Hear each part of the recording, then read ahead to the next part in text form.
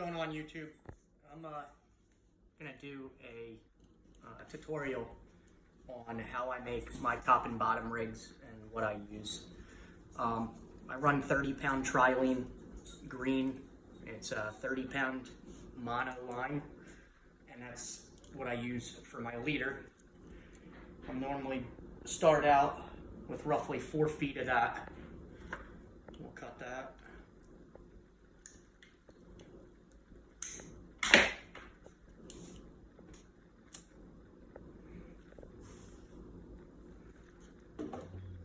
And you're gonna need a barrel swivel. I normally use a medium size from Eagle Claw.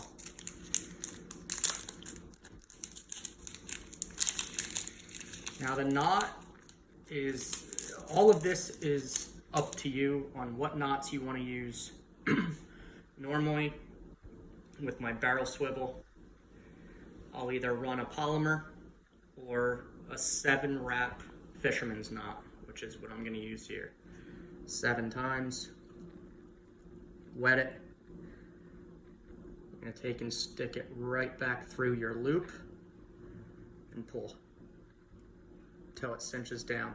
And then I normally take my nails to make sure it's tight and it's slid all the way down. And I'll put it right above the knot and slide those wraps down a little bit tighter.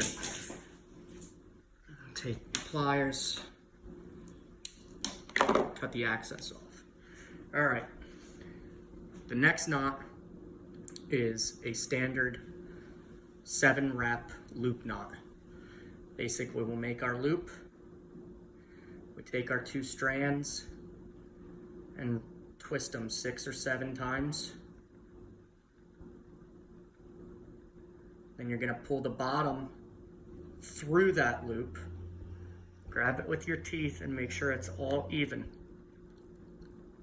Wet it, and then pull them together until that knot is nice and tight.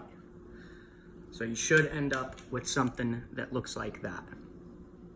After that, we're going to go down a little bit further. This is your bottom section where you're going to hook your snap swivel tube to put your hook on. That'll make this rig interchangeable with different species of fish, either a smaller hook, a bigger hook. Take and make your loop. Twist the 2 tops together 6 to 7 times. Grab your bottom portion, stick it through the loop, pull it, wet it,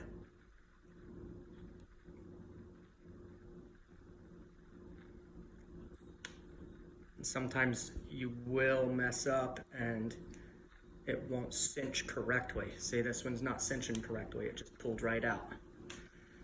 Which means I didn't hold the 2 strands out far enough from the wraps. 5, 6, come through. You want the knot to come down on itself evenly on both sides.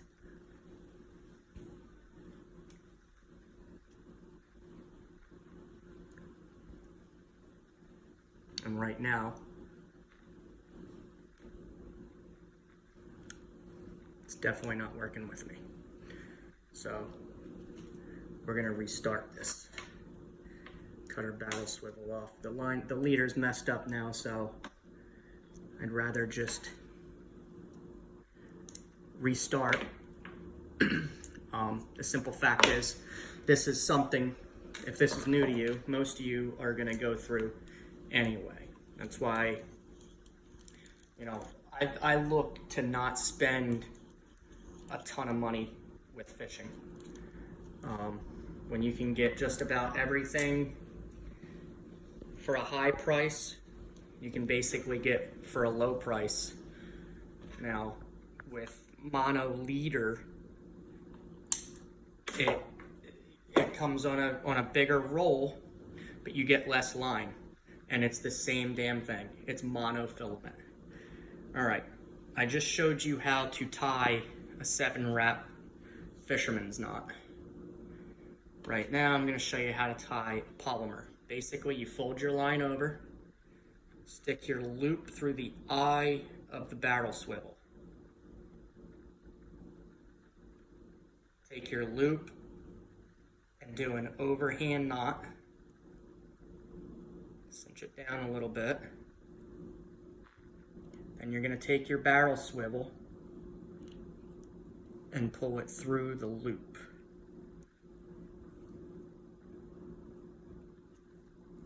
Okay. Now this knot here is a very good knot for braid. I mean, even if I'm not tying a hook to a leader and then tying other rigs on and stuff like that, when using braid, I use the polymer knot. So we're going to make our loop. This is our loop knot for our barrel or our snap swivel. Pull that one through nice and tight. It cinches down. We go down here a little ways.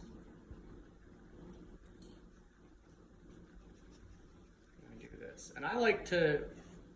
This is by far my favorite rig to do, and to do it yourself.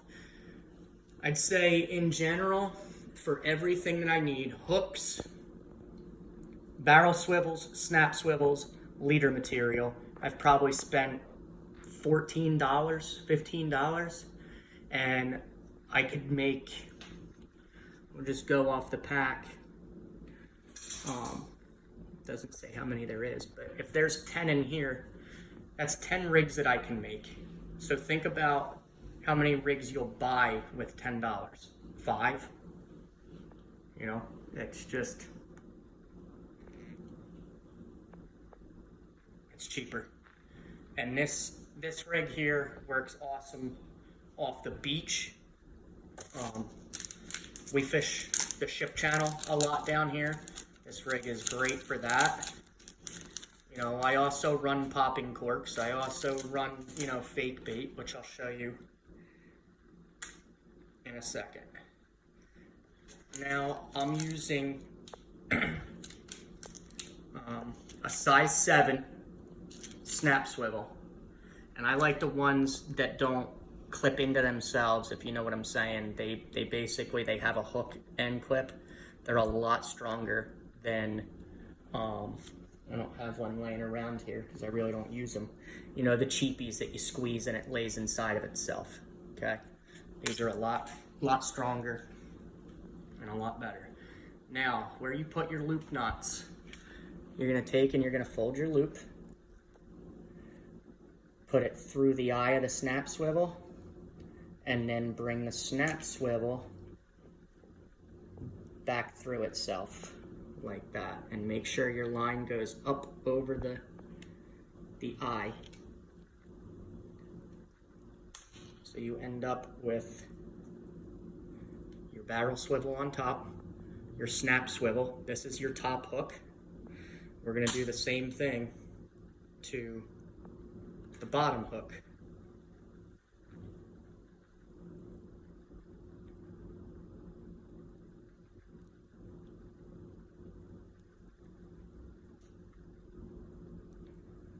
There you go. You end up with something like that. That's a little spaced out for me. I wish my top loop would have been about right here. I mean, as you look at it, I'm just showing you what I do. You guys can perfect that on your own and judge, you know, make your own judgment call on how long you want your leader, you know, how deep is the water that you're fishing in. What species are you going for? Are they bottom feeders? Do they move up and down in where they feed? It's all up to you. Now, I'm gonna add another snap swivel for our sinker or our weight. And this one, I really don't have a lot of line left, so I'm gonna tie a 7 rep fisherman's knot. Put it back through its own loop, cinch it down. Trim off the little bit of excess that's here. Take a double look on this. All right, there's our top and bottom rig. Now this is gonna tie to your braid or your mono, and however you wanna tie it. The 2 knots that I tie are polymer knots and 7 rep fisherman's knots. But if you use braid like I do, and you don't have a shock leader like I do on my surf rod, you're gonna have to tie a polymer knot to this. The sinker that I normally use, this isn't my good one. I lost the good one somehow. I don't know where I put it. I misplaced it. But this is called a breakaway. This is a 5 ounce. This is a 5 ounce breakaway. Basically, these legs fold down. It's not like the solid, like spider weights that you get in the store that maintain the bend that you put in the legs. These snap back up. So what happens here is, before you cast, you re-snap your legs up. You cast it out, it hits the bottom. It kind of wedges itself into the mud or the sand like this. When you get a fish or you're reeling in, when you pull it initially, these legs break. And that's why it's called a breakaway. And it causes less drag and less weight to be reeling in.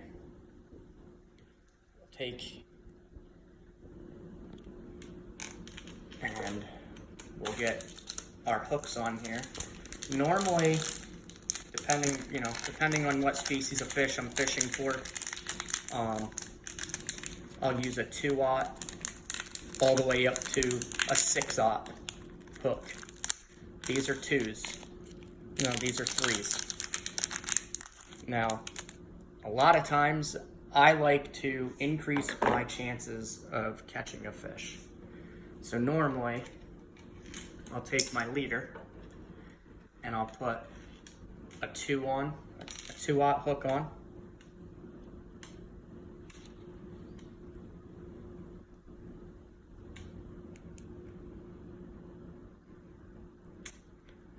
And then I'll put on another size hook on the other one, a bigger hook, depending on what bait I'm using as well. If I'm at the surf and I'm going for bull reds or shark or things of that nature, bigger species of fish have bigger mouths. That way there you can use bigger weight or bigger hooks. So normally I'll put a 5/0 or 6/0 up here and a 2 or a 3 down here, or vice versa. Depends on what's out there. A lot of times you're gonna get sand trout or whiting, and that generally only takes a 2/0 hook, and you're better off putting that down at the bottom, because normally bull reds and things of that nature, they like to swim in the midpoint, which means your top hook, they won't have to dive any further down. It's normally right in their general vicinity. But this is top and bottom rig, used basically everywhere. If you guys want, you can take and before you tie these knots, you can put a couple beads in there, a knot on the top and bottom of it, just to give it a little bit more character. It's endless with what you can do. I'm gonna take and hang this up on my blinds for now. I don't have anywhere else to put it. Now, I know this is my trout rod. This is what I use for speckled trout. It's an ugly stick, it's the newer version, but it's absolutely the action on it, the casting distance and everything else with running 15-pound braid. I mean, I can reel in a 10, 12-pound fish with this, and it feels like a monster. This is my go-to for jigging for trout or reds.